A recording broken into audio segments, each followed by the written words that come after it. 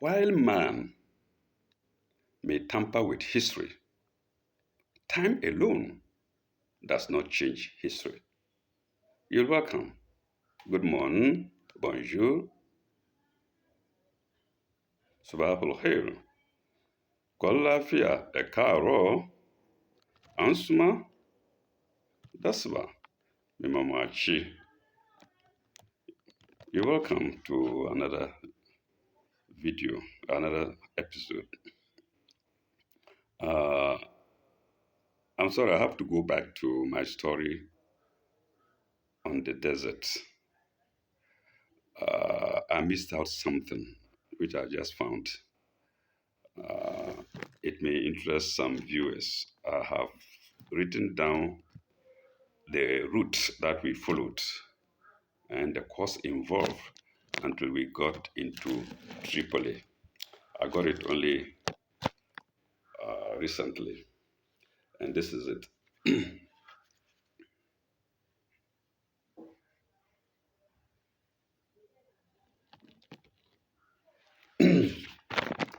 I may have to read it to people. 1989, Wednesday, May 3rd, or I wrote Wednesday 3 stroke 5, that's May 3rd. I started from Lagos and I got to Ibadan. Same day. The cost was 15 cedis. That's the transport uh, fare involved was 15 cedis. No payment of bribe or anything on the way. That is a normal journey. Nobody pays anything. Then from Ibadan to Ilila, that very day, uh, the cost was 120 cedis at the time from Ibadan. From Ibadan to Sokoto. I'm sorry. So Lagos to Ibadan, Ibadan to Sokoto. So Lagos to Ibadan, 15 cities. Ibadan to Sokoto, 120 cities. We paid illegal monies, or I paid illegal money, 40 cities. Yes. Then I got to Sokoto at midnight and I slept there. Then on the 4th of, 5th, of May, that's the following day, my journey took me to Ilela. And Ilela is not very far. The transport fare was 1 naira. Oh, did I mention cities? Okay, 15 naira. I'm sorry. Lagos to Ibadan, 15 naira. Ibadan to Sokoto, 120 naira. Illegal money, 40 naira. Then from Sokoto to Ilela, 1 naira. But I was charged 300 naira. You can imagine a journey of a short journey from Sokoto, beginning midnight, to Ilela, 1 naira, and I was scooped off 300 naira. Yes, because they know I was exiting Nigeria. I don't know.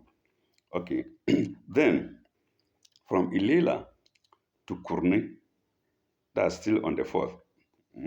If I slept over there, that should be around the morning. From Ilela to Kurni, and Kurni is still in Nigeria. I think that's the last town. Yes, that's the last town in Nigeria. It's about a border town.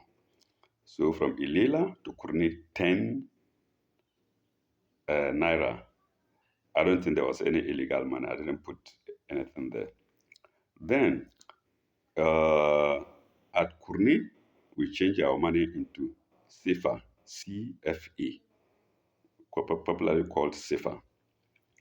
And so from Kurni, we went to Tawa, and Tawa is in Niger. So apparently they are more or less border towns. Border town in Nigeria being Kurni, and border town in Niger being Tawa. And that cost me 800 sefa. And that was Thursday, still Thursday, 4-5. Then from Tawa to Agadez, I got to Agadis on the 5th of May, and that was Friday in the morning, and that cost me 2,750 CFA or CFA. Then from from Mononu, then from Agadis to Asamaka. Agadis, we took off in the midnight. Like I said, Agadis to Asamaka, and the cost was 5,000 CFA, or 5,000 CFA. And Asamaka is in Algeria. It's in Algeria. That's what my notes tell me here. So Asamaka is in Nigeria, and like I said, Asamaka in Arabic means fish. Mm. Okay, and that was Saturday, 6th of May. That was when we got to Asamaka. Then from Asamaka, we walked 4 hours. That's what I said. We walked 4 hours. That at that time I was in the group, and the course from Asamaka, we walked 4 hours to Tamaraset, and the cost was 10,000 CFA plus 2,500 CFA illegal money. Then, and that's from Saturday 6th May. And then and we got to Tamaraset Monday 8th, and that was fifth night, if I'm not mistaken. I've written 5 night here. And then also uh, Tuesday 9th, fifth night, that's what I wrote here. I'll show the paper again. Then to Tamaraset, so 10,000 safer transport, then 2,500 illegal money bribe. Then from Tamaraset, we walked 2 hours, 2 hours, and that was Wednesday. That was Wednesday, 10th May. And we were charged 800 Algeria dinar. We finished with CFA. It's now dinar or dinar. 800 Algerian dinar. And we slept there. So at Tamaraset, apparently we spent 2 nights. 8th, Monday 8th, and Tuesday 9th. I wrote 9th night there. So from Tamaraset, we walked 2 hours again, like I said before. And that was when we got to Janit. And Janit, like I said, meaning garden. That's how I understand it. It might not be so. And that was in Algeria still. So Tamara said, so Asamaka in Algeria, sorry, Asamaka in Algeria, Tamara said in Algeria, and also Janit in Algeria. So we slept there on the 10th of May. And then Thursday 11, Thursday 11:05, we slept again. I have it here in my notes as slept. Then Friday 12/5, I believe we slept again. And like I said, Janet, there was a garden there. The name might reflect the name of the garden or another thing. I don't know. Somebody may know. So 11th and 12th, 11, Thursday 11/5 and Friday 12/11 were in Janet, the garden. Then the same Friday 5th 11, that was when we left Janet on our 3D journey. Oh, yeah, our 4D 3 night journey. So on the 5th of May evening, we're at Janet. We walked 3 days and nights. I will call it 3 days, 4 nights. Yeah, or 4 days, 4 days, 3 nights. We worked 3 days and nights. Uh, and that's when we got to Gat, Libya. And Gat is in Libya. We've now entered the promised land. We've now entered the promised land, Libya. And that was Monday, 5th of May in the night. We slept there. That was where we got to a canteen, and I couldn't eat. My food refused to go down. It managed to pass through the throat or through the esophagus. But when it got down, no, it got stuck there. I had to lie down like a snake who had swallowed more than it can take, a toad bigger than it. I suffered. Imagine taking food which manages to pass through the throat, maybe at the esophagus, maybe because you've been taking water on the way we were talking. Then when it gets to the intestine, stomach, it refuses to move. And because you stay there, incapacitated inside. Okay, from Gat, and Gat is in Libya, like I said. Monday, 15th night, and we slept. Then Tuesday, 11th, Monday, 15:05. I'm sorry, no, Monday 15:05, and it was in the night. We slept. Then Tuesday 16:05 in the night. That was when we went into Umar. We got into Umaru. The place is called Umaru, and Umaru is a name. Umaru is a name, maybe the name of somebody they've given to the place beyond Gat. So we moved from Gat to Umaru, and that one was uh, 15 Libyan dinar. We changed our money again to Libyan dinar, from Algerian dinar to Libyan dinar. And that was 15 dinar at the time. Today, it might be a different thing altogether. Then we got into Umaru on the 11th, on Wednesday, 11th May in the night, Umaru. So, uh, Umaru in the night. And that was 15 Libyan dinar. Then from Umaru, we got to Sabat. And it was from Umaru that we were chartered in a Coca-Cola van. We were hidden under bottles, a platform of Coca-Cola bottles. We went under like goats. And then that was 15, that cost 15 Libyan dinar. So from Umaru to Sabat, 15 Libyan dinar.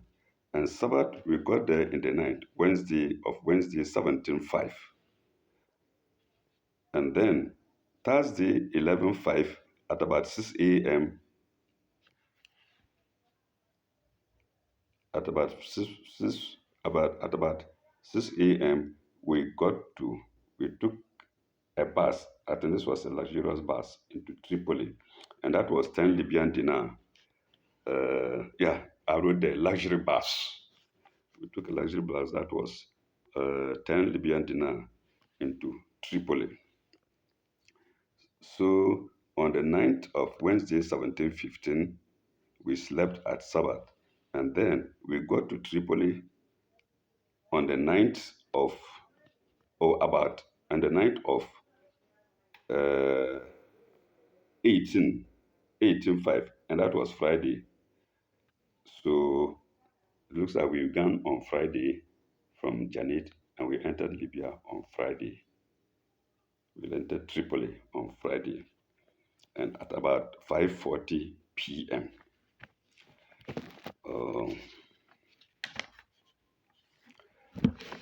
I think that was it. So let me show you the chart again. So maybe those who want to, or you can go back.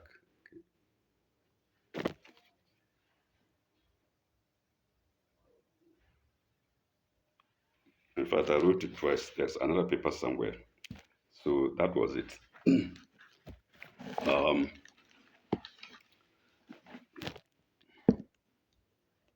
let's go to our story, main story.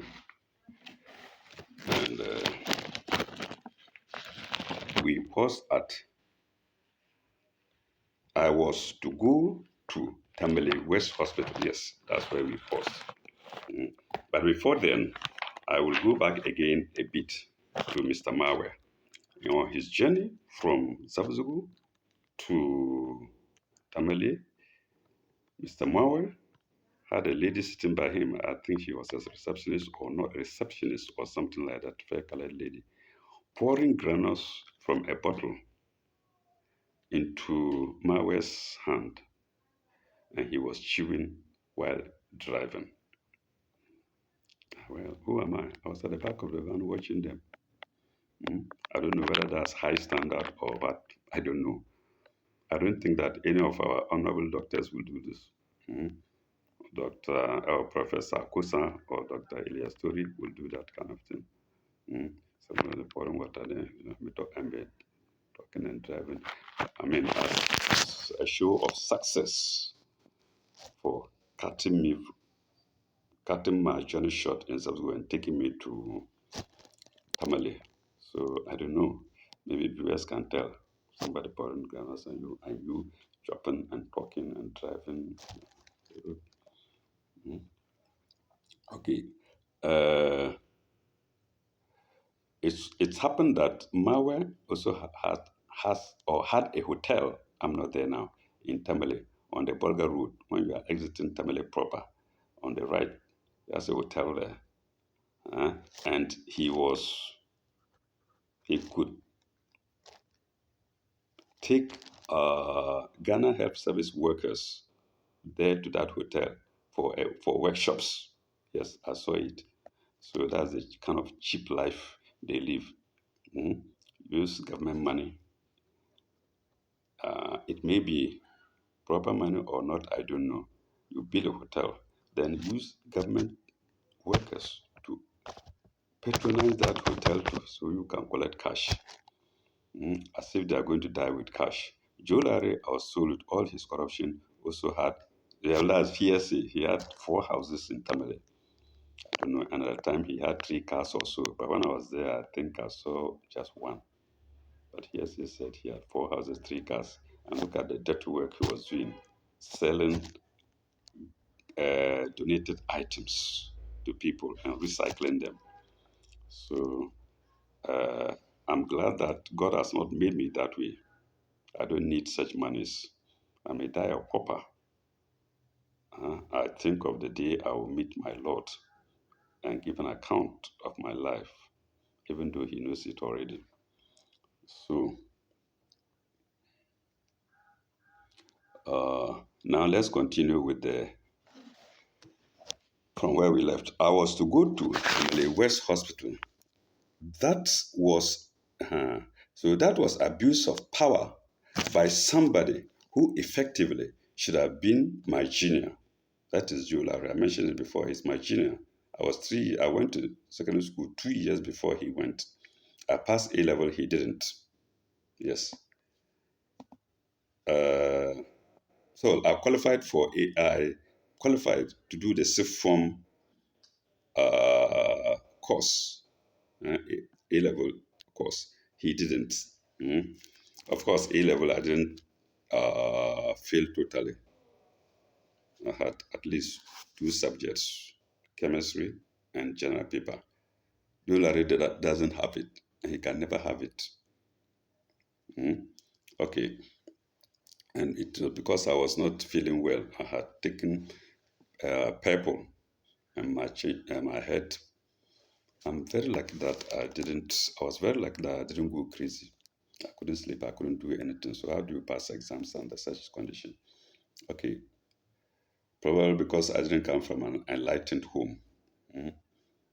My father was illiterate, and he couldn't have advised me to stay away from those things. Okay, uh, my effectively have been my junior. Mm. While I lost all hope of going back to Zabzugu, I had to go back there for my box and other items I had left behind. So meanwhile, after they removed me from Zabzugu, the after yeah he and Alex, maybe let's say Joe Larry alone. After he removed me from he and Mawe and Joe Alex and Chief Alex, Chief Alex might not be there. He and Mawe. After they removed me from Zabzugu, they then put my junior there and Ponsa Samuel Kofi and Ponsa there to go and work. Remember, they took me at once by force, and I left my items there, my box there. So while I lost all hope of going back to Zabzugu, I had to go back there for my box and other items I had left there. Somebody without job, without money. Somebody without job and without money. That was when I saw that I had simply, that was when I saw that he had simply replaced me with Samuel Kofi Amponsa, popularly called Fifi, who had given him bribe money. Remember, I said Fifi was to be in West Hospital and I was to go to Zabzugo. He replaced me there. In Gushogo, he did the same thing. I don't know, just treating me like rag. And these people, finally, they stopped my salary. They worked and stopped my salary, 32 months salary. I fought and fought and fought, and I haven't got it. The lawyers tell me no. The way the things go, they told me I vacated post and for 2 weeks, and therefore they cannot help it. And that I didn't have medical reports and whatnot, but I knew in my own thinking, according to my own thinking, that it was all planned. Anyway, uh, popularly called Fifi. Fifi had even taken my plastic bucket for use. So when I left my tent, he was using my plastic bucket. He also didn't take anything there. He wouldn't go to Tabasco for no reason. Okay. Needless to say, corrupt Joe Larry had taken money from him and fixed him there. This is because if I was removed from there because I didn't have any appointment letter and the DJ hadn't written any letter for me to be given any contracts, how could Fifi, who didn't have any of these either, be there? So you see their reason. The DJ should have put it in writing, but he put his own man, Fifi, to be there. Sison, his brother-in-law, didn't have any of this. He was there. Then they're now telling me the DJ should have written a letter to it. The DJ knew it very well. Eliasore knew these things very well. Yes, he knew it. He didn't know Sison was there, and he didn't know Fifi was there. They were there behind the scene doing their own things and telling me Eliasore should have put things into writing. Then you were doing acting without putting things into writing. Okay. Have any of these either out of people who didn't have any of these either be there at the public health lab? So we are going back to the public health lab. At the public health lab, let me correct this again. Let me go back again. When I was sent to Gushago, it was the same thing that happened. Chief Alex said I should go to Gushago. He turned around and said no, Fifi should rather go to Gushago. People didn't like Gushago, the surrounding towns or communities. They preferred Tamale, but there was a reason. Like I say, we'll get to it. At the public health lab, I realized that it was because of the same Fifi.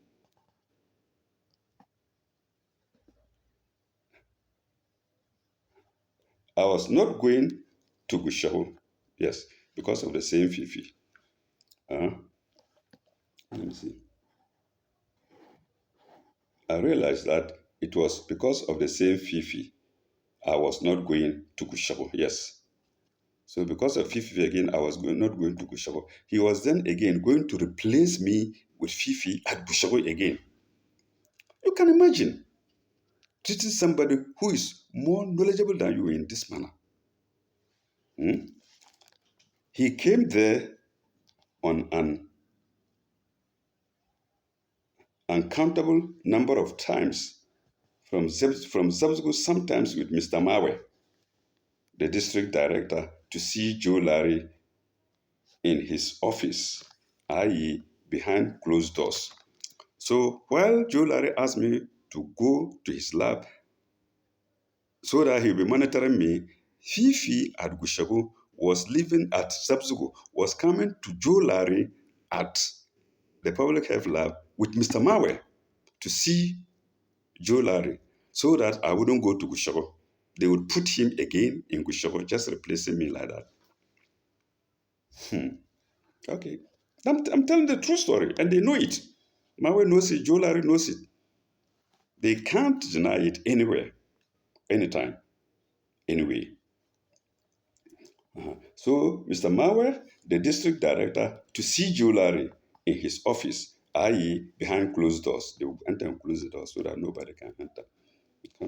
They would come out looking suspicious of something.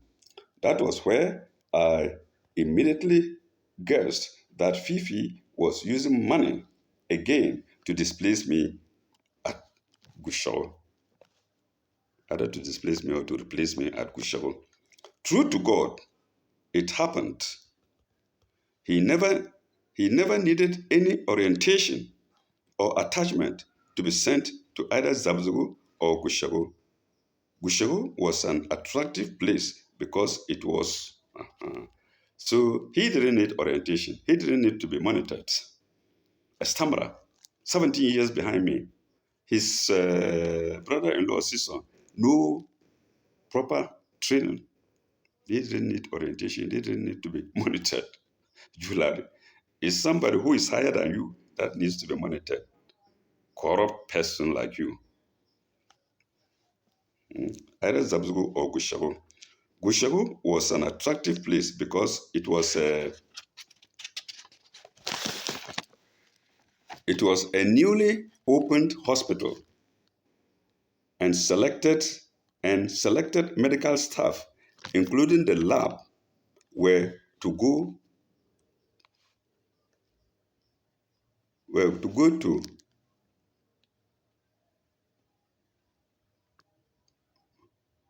go to attend supposedly for a short training. I don't know whether I wrote Holland here, but they were to travel abroad. Uh, I can't get the word here. To hot tent, supposedly for short training. I may get the word later. They were to travel to Holland. I think it's Holland. I don't know. Supposedly for a short training. So they were to travel abroad by the builders of Gushago Hospital to go for an induction course. And when they heard it, they said, no, Sule must be removed from there. Fifi must again be removed from Zabzugo to go to Gushago. Okay. Training. Gushago staff knew official, I was the officer coming. Gushago staff knew I was the officer coming because I had completed forms to that effect. So I had a letter to go to Gushago. I had even gone there and filled forms and whatnot. So I was waiting. Just Fifi and Mawe went and saw Joe Larry and they again removed me from Gushago like they did in Subschool and put Fifi there. The corrupt Joe Larry had told them that should I go to Holland, yeah, it was Holland, the place was Holland, including a lab were to go to Holland, yes. So the corrupt Joe Larry had told them in Gushago that should I go to Holland, I would abscond. I wouldn't come back to Ghana. That's what he told them in Gushago. Who told him? And so he removed me from there. He used his power mercilessly against anybody he didn't like, and especially somebody like me who knows wouldn't be corrupt, will never be corrupt. So this is the trouble I went through under Joe Larry. Okay, I would abscond. Uh, I wouldn't come back to Ghana. The fact is that he collected money from Fifi. I was not liked because I would not pay any money for anything. No, I wouldn't. Even I didn't even have the money. Because I don't do it, I don't like doing it to people. Because I don't collect money, so I don't like paying money to people for things that should be done without money. And that has been my setback, unfortunately. Anyway, I'm able to bear it. Mm. So, in fact, I didn't have the money to bribe. Yes, I didn't even have the money to bribe. Fifi had the money. He was doing some business. And I think he had his own lab or so, either some business or had his own lab and so had money. Mm. Somehow the staff did only 2 weeks in Holland. So he actually went. He got a passport, visa, and went to Holland. I understand they were restricted in movement there, and therefore it was not like it was not it was not a likable journey. Yes, they stayed only 2 weeks there, and they were very much restricted, and that it was not a likable journey. That was hearsay from Gushago. Mm. Then April 14, 2008. Okay, let me add something here. So at Gushago, they were restricted so that nobody could dodge, could abscond. And so I think they came back as a full team as they went. But then, since they came back, nobody saw Fifi again. He left again. He now had a passport, he had a visa, and nobody knew where he was till today, or till the time that I was doing this writing. So he rather would have left if an eagle eye was not put on them. So when he was forced to come back, he came back. But then he left Gushago. He didn't need Gushago. He didn't need to be there. Even so, he didn't need to be there. He was there for reasons. I was moved. He was put there in Sabzugo. I was moved from Gushago. He was put there. He went abroad instead of me. And he came back and he left Ghana Health Service. He's traveled out since. Like I said, he now has passport. He now had a passport. He now had a visa, or at least a passport. If he didn't need the visa for Gushago, but okay. Uh, and therefore, it was not a likable journey. I think we pause here.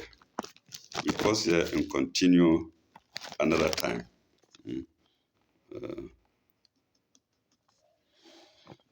So, viewers, you see what I've gone through, and you see the behavior of people in the Ghana Health Service. I always repeat it. No wonder Professor of course has said the Ghana Health Service is as sick as the patients it's supposed to take care of. And I add that he was asked, what did he do as a Director General when he was there? He said no. You can see that he had no power to do this. When they give instructions, they go beyond it. Dr. Sule gave them instructions. They refused to take. Keep together. Dr. Mankwa asked me to go to Zamsgo. He told my wife, he didn't. So what can they do? They have nothing to do other than throwing their hands in the air. They can't do anything because the system has restricted them. You can't do anything to them. They come together and do anything. Anyway, so let's pause here. Thank you very much. Ilaleka Ibaba. May we meet again. May God make us meet again in our next episode to continue.